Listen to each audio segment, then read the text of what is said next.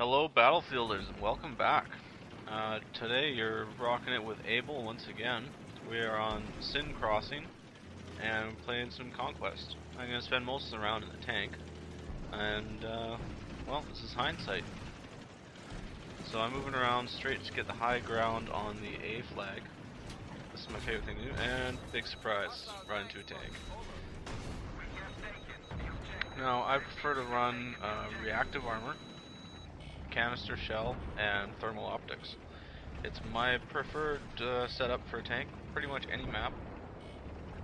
The only time is if my opposing team is using a lot of javelins, then I will switch out to infrared smoke, but it doesn't happen very often. So I'm trying to maintain the high ground. Probably the most important thing to remember when you're in a tank is to keep your tank alive. The longer you're alive, the longer they have to deal with you, and it helps your team out. So right now, I'm up against another tank driver who knows what he's doing. We're both pillaring each other, and well, let's see what happens here. I'm getting hits on something. I have a feeling he has a repair guy though, and I don't.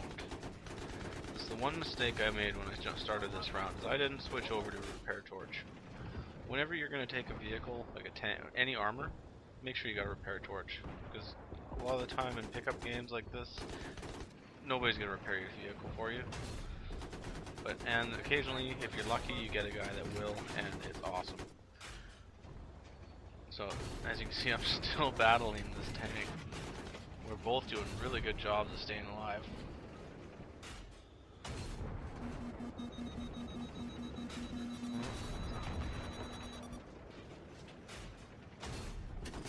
Did I just get the javelin? No. Well, I went for the rubble. I probably should have just gone for the straight shell. Also, another thing you can do, like I just did here, is I turn to try and utilize a different section of my reactive armor. You have it on all four sides, so you can turn around, even give up your back. First shots are free. That was quick. Looks like I switched to support here to try and deal with their tank.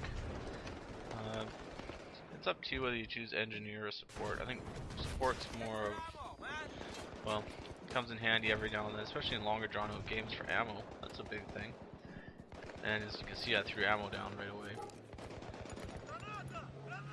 So here I am, I'm waiting, I'm trying to time it. Got a grenade kill there, and I can't get over the railing. That's okay. So we're pushing them back.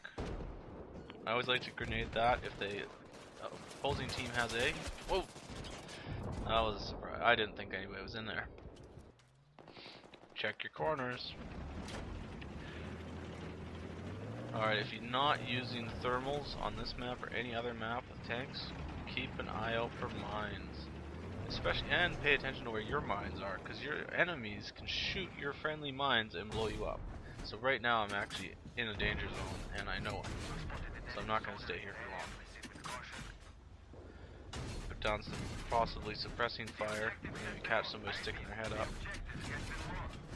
I can sit there for a minute, and I just happened to look at the right time. If I hadn't moved, I would have been dead from my own friendly mines.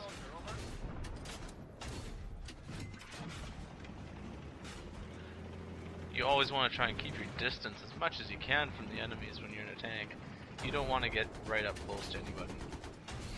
Because who knows, their buddy could spawn on them and he's got C4, you're dead. It's that simple. So you always want to try and keep your distance as much as possible and protect your armor. So here I'm slowly working my way down to A. I'm not going to rush straight in there. That's just a death trap. There's too many different entrances and exits. People can come from everywhere. Just getting on burn here. If I have this whole area locked down, I might move up.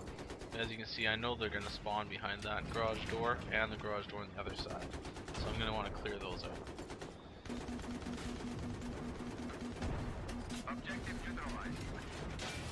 So I'm getting locked on. So back the fuck away.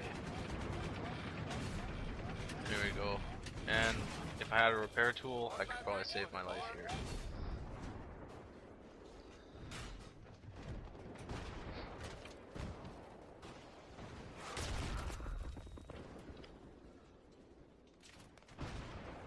But the tank did blow up, so that's okay. If you're ever in a situation where the enemy's really close by and you jump out of your tank and they grab it, that is the worst thing that can happen, is that you give up your tank.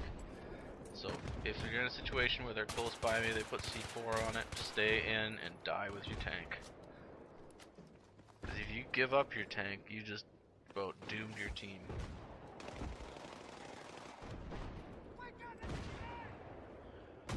So I'm still rocking support.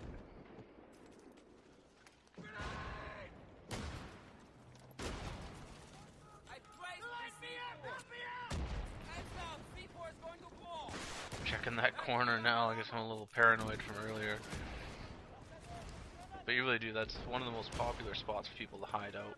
And also this corner where I am right now, if you notice, I'm on burn. All the way until you get out on the street again. This is a big burn area. You can hide out in here for days. Big thing is the stairs to A at the other end. And if somebody gets in that garage there. Tank. He hasn't seen me yet.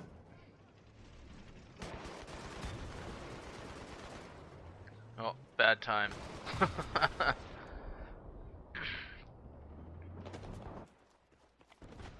Oh, our tank's up again.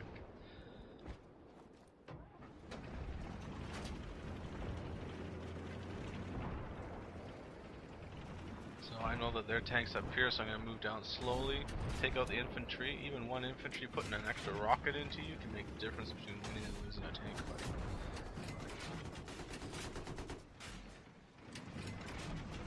So whenever possible, I'll back off, take out the infantry, and then move back up and engage the tank.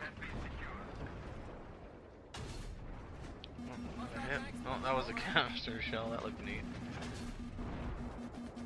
Taking hits from somewhere, but I think I'm winning this tank battle. Yeah, he's disabled. Once he's disabled, I can sort of relax on him a little bit, let him cook. If I give him a few seconds, he might jump out. This guy knows what he's doing. He went down with his tank. That's smart. So I'm just making sure in case anybody's willing to stick their head out around that corner.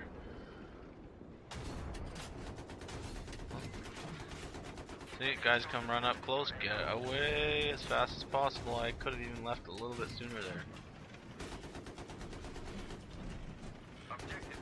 Back up, I'll watch through here. People sometimes hide right around the corner, or they'll do things like that.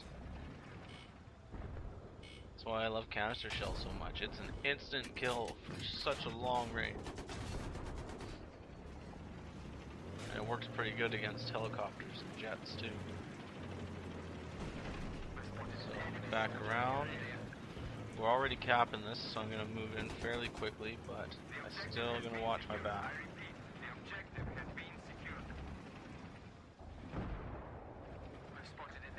Somebody's mortaring, so back up. And they've got C. Never hurts to fire a few shells up here. If guys are waiting up on that landing in the corner, see? Hit markers. Somebody's up there. Got the assist, so I know that guy's down.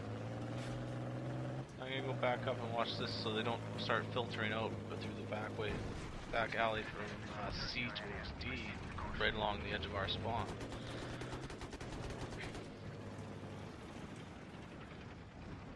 Generally, when I play the tank on Seinne Crossing here, I just try and control the upper half. You know, I'll move down to D if I need to, but only for support. You don't want to move too far in there, get too deep, because then you just get surrounded and you die faster than you know it. Same thing with A. You know, you got a good high ground spot here, might as well keep it.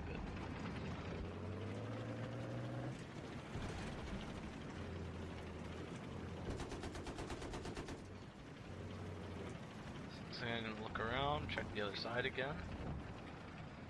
A lot of people might get antsy at this point and start saying, oh, I gotta rush around, you know, the B's blinking me, I'll run down to B. It's maybe what I was thinking right here, but then I thought better of it.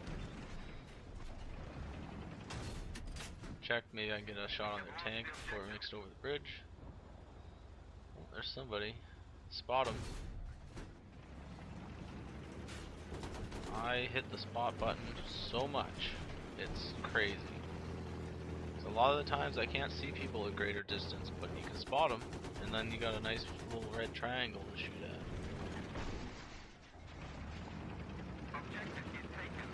I'm practicing my backwards tank driving. It's getting a little bit better. So there's some action happening at D. I'll move over to lend a hand. Once again, I'm not going to drive right down low. I'm sort of keep back and help control the flow of enemy troops, baddies. Checking behind that corner, that rubble. Like I got hit markers there. There's almost always somebody back there. Use the rubble. There's so much rubble on Seinne Crossing. Oh, and it feels so good when you get a rubble kill. It's like a freebie. That corner building there, I don't really have a set name for it, but that is a great place to keep an eye on D. And what better way to take those guys out than keeping your tank alive on the high ground. I can keep pressure on guys in that building all day from up there. Not sure why I'm coming down that far, but probably just looking for another angle.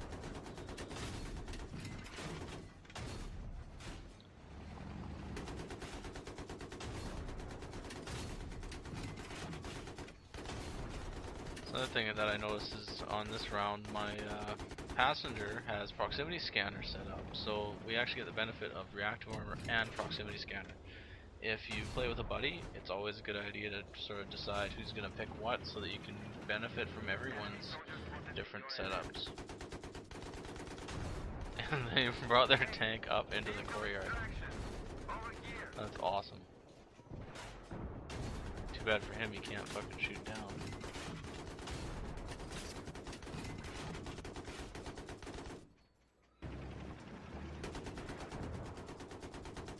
Guys just won't get out of that building.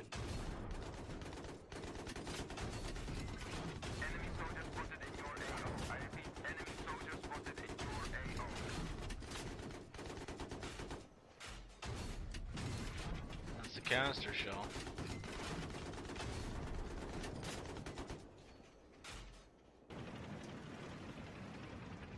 It lets you shoot pretty frequently too, having the two different weapons switch back and forth from. Now having the machine gun on the end of your big barrel there works pretty good too, but I prefer the instant kill from the canister shot. There's a rubble kill. That's one reason my engineers are so useful in this map is you can knock all those things down with your rockets. So you use a little suppression, put your enemy's head down, and then drop a building on his head.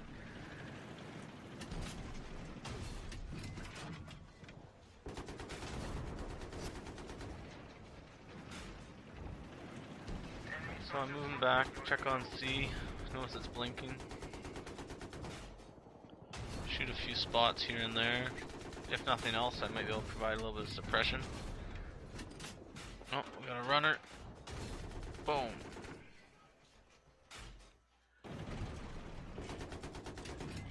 Not much else I can help on the C, looks like.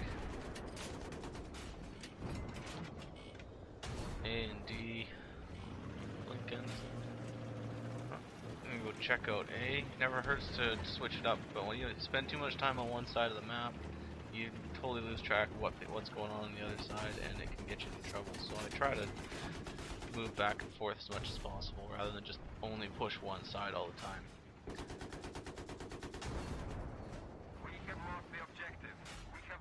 And once again, I mean, if you see on there that there's an entire squad of your teammates going to take one objective, you don't need to go that way. A squad can handle it. Go the other way. Go somewhere where nobody's going. You're gonna find more guys, get more kills. Oh, that was a nice C4. See, that's what happened. I went too far down, and then they were able to come at me from the sides. So keep your distance from infantry when you're in a tank. And they got back up to C here really quickly. Machine gunner spotted. Over. Oh wait, I'm not at C. I'm in between A and B. MTAR is not great for ranged combat.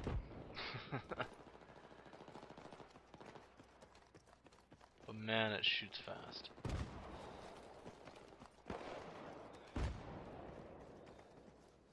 Yeah, so normally my go-to gun for engineer class, the M4A1. I mean, anybody will tell you it's the best all around. It's the same thing as the M16 for the assault class. It's good at everything. You can't go wrong. Pick it, use it, you'll do great. But if I'm planning on doing more hip firing, if I'm thinking I'm going to be driving a lot of vehicles, then I pick a weapon that's going to be really good if I have to jump out of my vehicle and shoot a support guy laying C4 on there. So the MTAR is really good for close range, hip fire, that kind of thing. So I'm using that here. I also like to use the ACWR. It's a little bit better for longer range, a little more accurate for the engineer class. So I switch between those, and if I really want to play hard, or I really want to give her and get shit done, then I switch to the M4. Oh, see, here's some mines. On a map with lots of vehicles, even if you're going to shoot them, it doesn't hurt to spot them, because sometimes your teammate will just fly right past you. Then you lose another vehicle.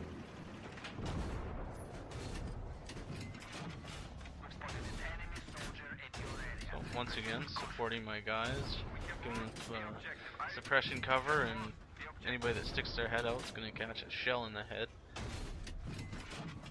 So provided enough cover for my squad mate there to get in there and get on burn.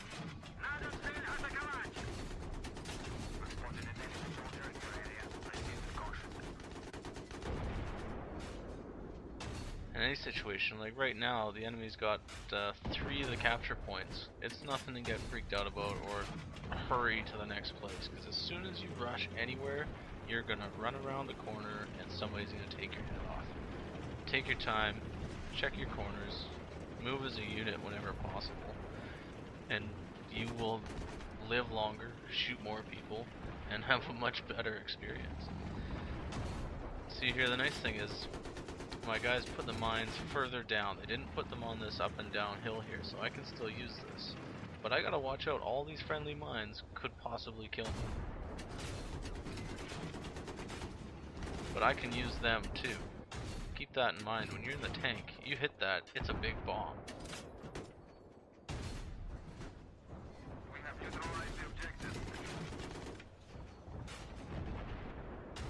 So just kind of supporting my guys again, keeping it locked down.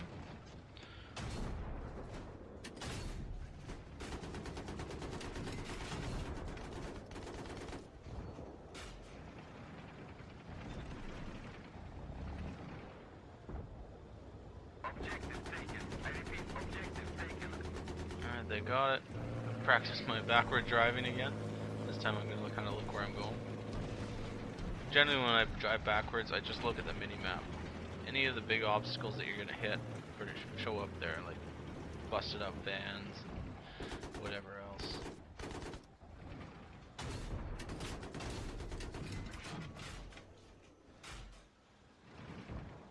So, blasting some more guys at C. This is one of my favorite spots. I mean, C is such a weird point where so many guys go in there and they sit up in that building and they just wait for you to come and try and take it, and they gun you down.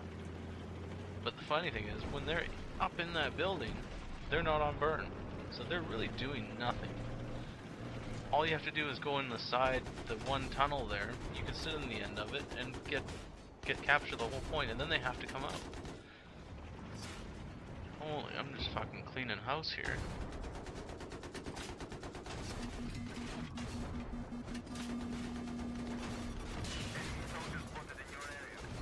Oh, that looked like a javelin.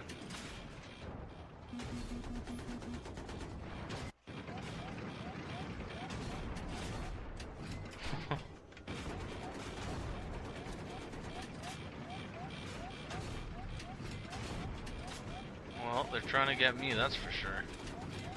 But that's a good thing. See, I've got so many guys are focusing all their attention on me right now. That leaves the rest of my team free to do other things. They can go capture a point. They can sneak around behind them. Yeah, I've got an enemy soldier. And I forgot how to aim. I shouldn't even be bothering really with the MTAR at this distance. Check this out. Beautiful. Alright, well guys, this round's just about over. So I hope you enjoyed it, maybe learned a few things, and well, it was fun. Thanks for checking it out. Check back later for more stuff. Thanks again. Like it or not, Able out.